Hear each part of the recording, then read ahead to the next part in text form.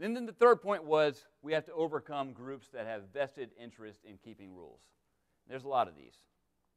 The most obvious one is the agencies. And this goes back to the incentives I spoke of earlier.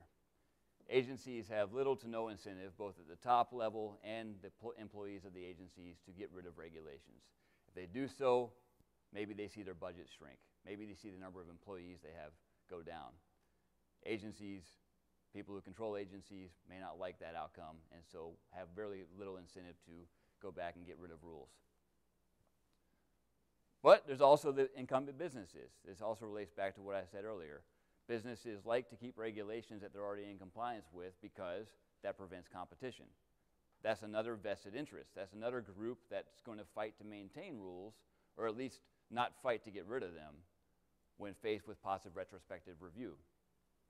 And there's a third group, which is what people normally think of as special interest groups. I mentioned I'm a professor, and there's a lot of change going on in the way that education and the contents of courses is delivered to students. Now you can circumvent a school entirely and learn about a subject by going online and taking a course online. So a professor can speak to 1 million people at once or teach 1 million students at once instead of just 20.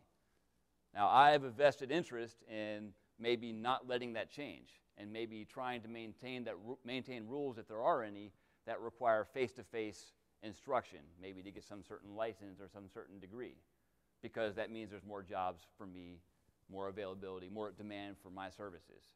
So that's an example of a interest group, a teachers group perhaps, that's going to fight to maintain a set of rules that benefit them. All these need to be overcome if you're going to have successful reform. So you make that list. You have the Independent Review Commission make that list following the set of tests that I gave you, and then you have this final obstacle. Well, the way I would suggest doing this is the way that the BRAC Commission did this. Take that list and send it on to Congress, but Congress doesn't get to amend it, doesn't get to be affected by special interests or other groups. Congress has to just take that list and stamp approval on it or not. In fact, even better, the default should be if Congress does not enact a joint resolution of disapproval, the list is taken as the action that will be taken.